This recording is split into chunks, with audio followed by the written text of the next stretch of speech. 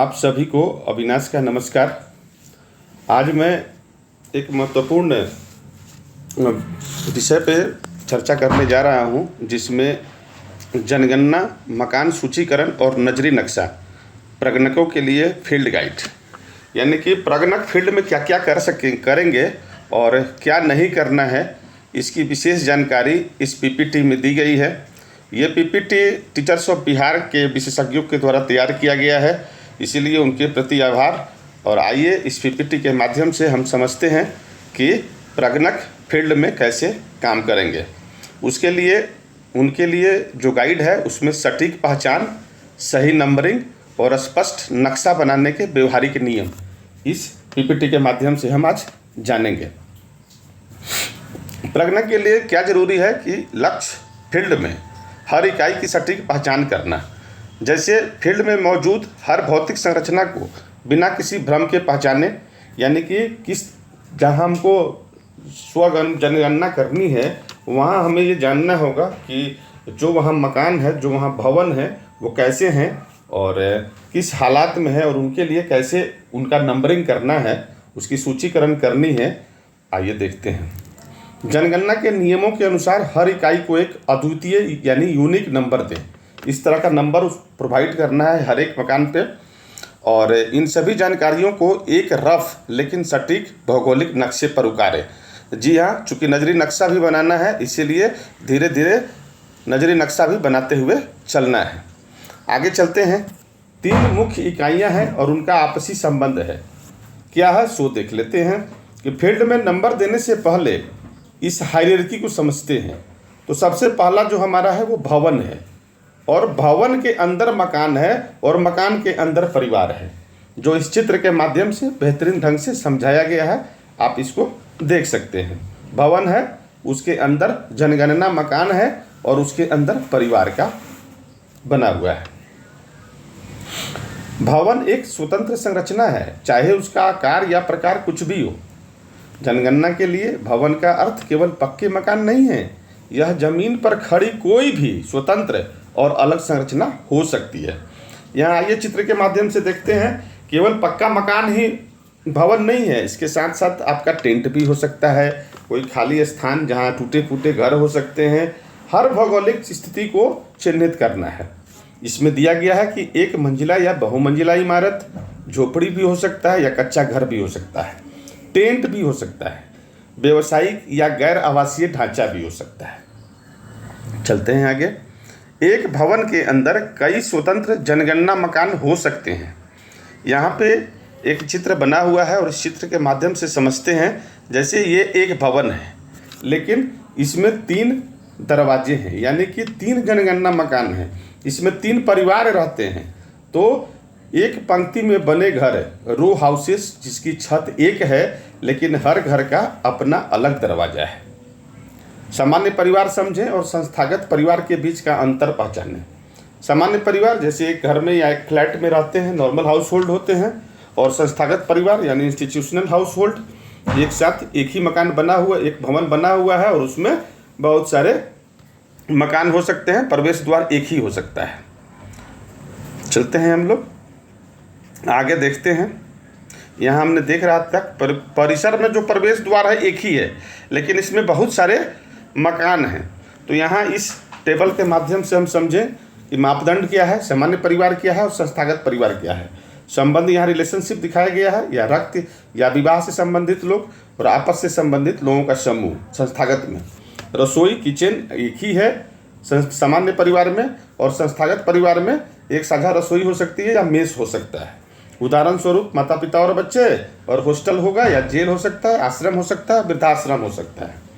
Numbering का काम जो है ये बेहद महत्वपूर्ण काम है। तो नंबरिंग का काम एक तार्किक और व्यवस्थित क्रम में होना चाहिए। फील्ड में भवनों को नंबर देते समय एक स्पष्ट भौगोलिक दिशा का पालन करें। जैसे उत्तर पश्चिम से प्रारंभ करना है और दक्षिण पूर्व में अगर समाप्त होता है तो ये सबसे बेहतरीन होगा।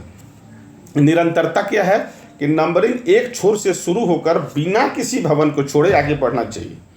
दूसरा, कोई भी नंबर दोबारा उपयोग नहीं होना चाहिए, और जो खाली पड़े भवनों को भी नंबर देना है। ये 3 चीज बातों का ख्याल रखना है। सबसे सामान्य स्थिति क्या है एक भवन है और उसमें एक परिवार रहते हैं, तो एक भवन नंबर दे दिए एक, और चूंकि उसमें एक ही परिवार है इसीलिए एक नंबर दे करके उसको हम लोग आगे बढ़ जाते हैं। अब क्या होता है कि जब एक ही भवन में कई मकान हो तो ब्रैकेट का उपयोग करेंगे। अब यहाँ एक चित्र के माध्यम से समझेंगे।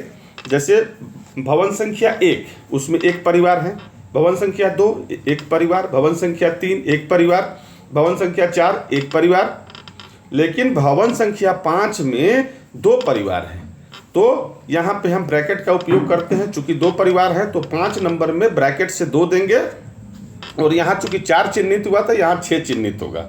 उसी प्रकार भवन संख्या 6 में देखेंगे कि ये बहुमंजिला इमारत है और इसमें 3 मकान हैं, तो यहाँ 6 और 3 इसमें, तो 9 का चिन्हित करेंगे, और यहाँ 6 और बगल में ब्रैकेट में 3 का हम लोग लिखेंगे। इसको समझना जरूरी है, इसको बेहतरीन ढंग से समझना है।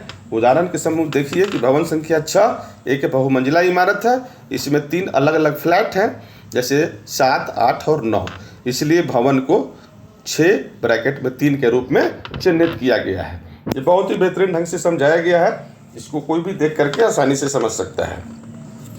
अलग थलग भवनों के लिए मुख्य निवास का नियम लागू करें। मुख्य निवास का नियम लागू करना, यानी कि गांव में या बस्ती उस्ती में देखते हैं कोई एक अलग घर बना लेते हैं, वहाँ जानना है और उनसे पूछना है कि हो सकता है कि उनका बस्ती में भी घर हो, मुख्य बस्ती में भी घर हो और अलग थलग खेत में भी कोई घर हो। तो परिवार का अधिकांश समय कहाँ बिताते हैं परिवार? वर्ष में। तो हो सकता है कि वो ज़्यादा समय बस्ती में बिताए तो बस्ती में उनका चिन्ह अंकित करेंगे, या फिर अगर खेत में रहते हैं तो यहीं गणना करेंगे। नजरी नक्शा अपने प्रगणक ब्लॉक का सटीक भौगोलिक लेआउट है। तो जैसे जैसे हम अपने क्षेत्र में भ्रमण करेंगे वहाँ की एक एक चीज़ों को स्पष्ट रूप से देखेंगे और नजरी नक्शा बनाते समय आगे बढ़ेंगे।